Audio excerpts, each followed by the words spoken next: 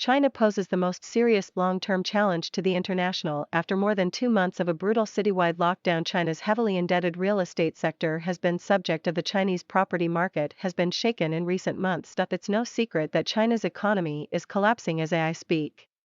China is implementing the strictest COVID lockdown in history, but that's just the tip of the iceberg. Housing sales are crashing, the stock market is tumbling, the Chinese yuan is being devalued. Social unrest is erupting, and the credit market is falling apart. China's economic failure isn't just a typical recession, it's the biggest property downturn in history and a serious threat to the global economy. Every economy relies on the consumer to drive economic growth. China's consumers are in the worst position in history, and I'm not exaggerating when I say that. China's Consumer Confidence Index is currently the lowest it's been in the history of the index, which dates all the way back to 1991. The reason why this is extremely concerning is because it creates a terrifying feedback loop. One man's spending is another man's income. If consumers are not spending money on goods, then consumers are not going to receive income. For instance, an employee working for Didi spending less money on Alibaba.com will lead to less profits for Alibaba. This causes employees of Alibaba to be laid off or see their salaries be cut. The result of that is less money spent on another company's products, which only lowers income even more. If you're a Chinese citizen, this is a frightening situation to be in. The worst part about it is that the government is responsible for the country's failing economy. China's zero-COVID policy, which involved trying to keep COVID cases at zero, has crashed the economy into pieces. The Chinese government has a goal of literally reaching zero COVID cases. That's right, zero COVID cases. We all know that's not possible when China has a population size of 1.4 billion people. This is why authoritarian governments can make terrible decisions. When the government has an unreasonable target, like zero COVID cases, the government will enact any regulations to help reach that target. In order to do almost anything, citizens are forced to have a negative test within the past 72 hours. We're talking about riding a train, going shopping, eating at a restaurant. All of this will require a negative COVID test. This would be fine if getting a test was easy. But when you have 16 million people in one city trying to get tested, it's no surprise that testing lines are packed. So as a result of COVID testing regulations, people can't go shopping, they can't go see their family, some can't even go to work. This is already horrifying, but forced lockdowns are even worse. The entire city of Shanghai, which has a population of 26 million people, was forced to lock down for 70 days after a COVID breakout occurred. Some might think that the lockdown has subsided now. But the COVID regulations aren't over. One single COVID case in the city of Shenzhen forced large portions of the city to undergo mass testing. Imagine neighborhoods of people being forced to test just because one person got COVID. Such a strict protocol is ridiculous. Perhaps one of the most serious implications of the COVID lockdowns include a further downfall in China's housing market. The Chinese housing market is one of the biggest bubbles in history. It's so massive that some might wonder how it came to be in the first place. Allocating capital to investments is extremely important for any citizen. Nobody wants to look at their cash rot away to inflation over time. As a result, a typical person might take a look at the stock market, but Chinese stocks are notoriously risky. Companies like Didi, the largest ride-hailing company in China, have seen their valuations tank by 75 to 90% just because of the Chinese Communist Party. The entire $1 trillion education sector went to zero overnight as the government turned the originally private industry into a public one. The Chinese superstar entrepreneur Jack Ma was torn apart after mysteriously disappearing for 3 months. And to make matters even worse, the Chinese government has scared away international investors by keeping the risk of a delisting on the US market. These delisting risks are only continuing to grow as time goes on, so stocks aren't really an option for Chinese citizens to invest in. But what about other assets? The vast majority of other assets are not even available to invest in. Just take a look at Bitcoin, which experienced a nationwide ban in 2021. The only place for Chinese citizens to invest in is the property market. The problem with this is that there is too much capital looking for too little opportunities to invest in. Because Chinese citizens have nowhere to invest their money, a bubble has formed in the real estate market. Property developers have taken out billions of dollars of debt to quickly expand their real estate portfolios. From their perspective, taking out debt seems logical. Chinese real estate prices have been increasing year after year with little to no downturns.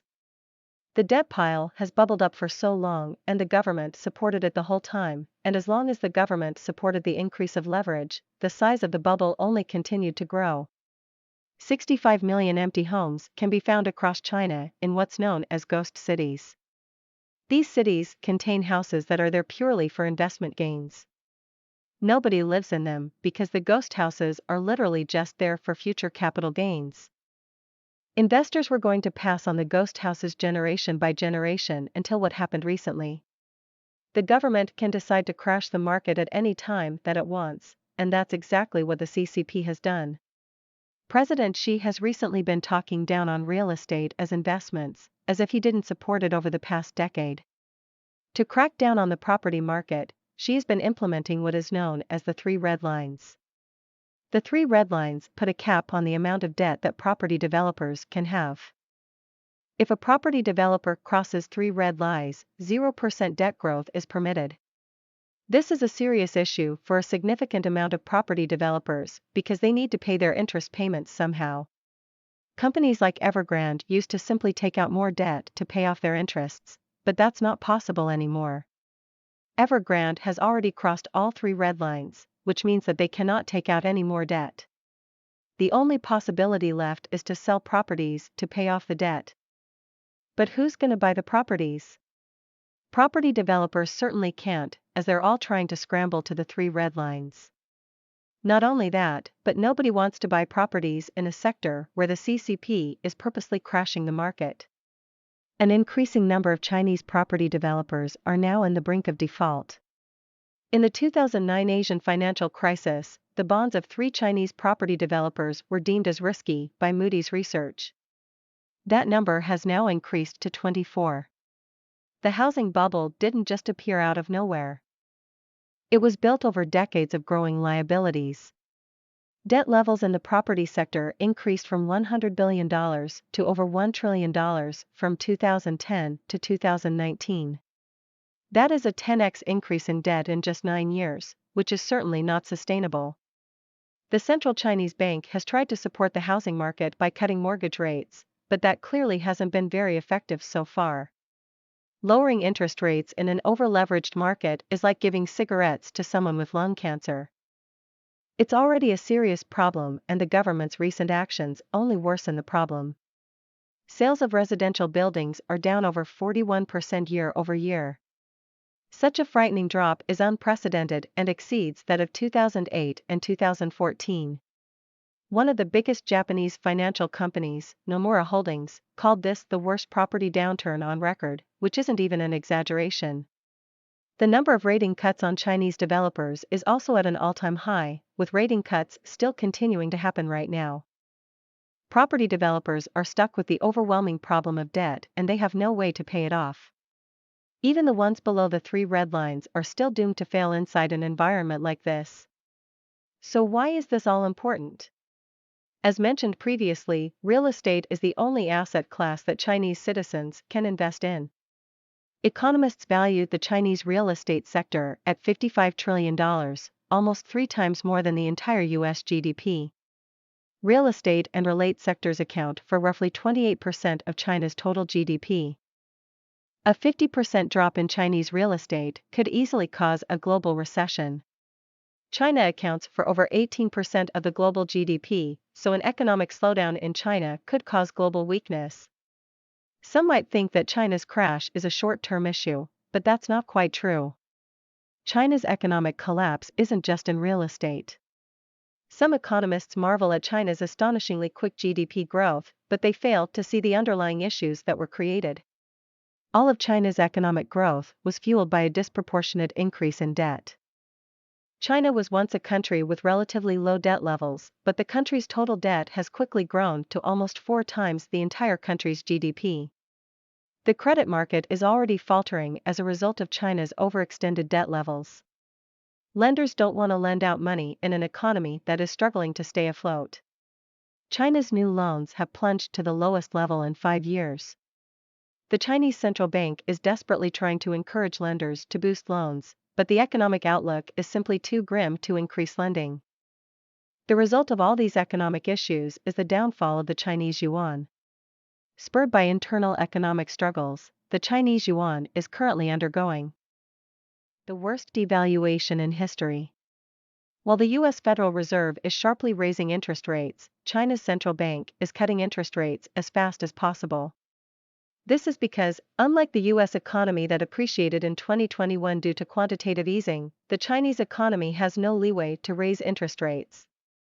The Chinese yuan to US dollar exchange rate has recently increased by a drastic amount. This graph shows a yuan per dollar conversion rate. This means after every dollar, this graph shows the amount of yuan you would receive. You can see how recently the Chinese yuan has recently been devalued. The yuan per dollar has increased from 6.4 to 6.6 within an extremely short period of time. This means after every dollar you would get 0.2 more yuan than before. That might not seem like much, but it's the yuan's worst month in history. The last time a quick grand devaluation like this has happened was in 2015. This came as many doubted China's free market commitment as the yuan's currency rate was purposely manipulated to prop up the Chinese economy. The 2015 panic led to $1 trillion flowing out of the yuan. With the yuan currently dropping even more than 2015, we can see $2 or even $3 trillion in capital outflows out of the yuan. The reason why the Chinese government has allowed, if not encouraged, the yuan to crash is because it theoretically supports the economy in the short term. As the yuan becomes devalued, Chinese goods become cheaper. After all, if the US dollar can be exchanged for more yuan, then more Americans will purchase Chinese goods. The issue with a currency devaluation is that export-driven economies will suffer. Because India had to compete with China for exports in 2015, the Indian currency plunged to a 2-year low. China's yuan devaluation could bring down the entire emerging market with it, since they rely heavily on exports. So just like the US Federal Reserve printing money in 2021, China's currency devaluation is setting the stage for a massive economic collapse. China's government knows this too well, but just like an addictive drug, they can't stop stimulating the economy. China recently released a package that contains 33 new stimulus measures. The total stimulus amount has now increased to $5.3 trillion, which is even more than that of 2021. A breakdown of this stimulus will show that most of the budget comes from 26.7 trillion yuan in general budget expenditures. China will tell you that this spending is for a temporary COVID breakout, but they're just trying to cover much more serious issues. Those of you who don't live in China might think that you're protected from China's collapse. The device you're using to watch this video on was probably made in China. China is a manufacturing superpower that accounts for roughly 28% of manufacturing globally. A sudden crash in China's economy will put substantial strain on manufacturing worldwide. With a lower supply of goods, countries worldwide will experience much higher prices all across the board. The continent that will face the worst impacts of them all is Europe. The European Union depends on China for almost all of its metal. China accounts for roughly 75 to 100% of the EU's total metal supply. Out of the 30 critical raw materials, 19 of them mainly come from China. One instance of this is magnesium. China supplies 98% of the EU's magnesium supply. Imagine what's going to happen when 70 to 90% of the metal supply suddenly fades away. Commodity prices will skyrocket, causing even more strain on the EU as well as other economies. Let me know what you think about China's economic collapse. Are you concerned at all? If you enjoyed this video, please hit the like button and subscribe, and I'll see you in the next one.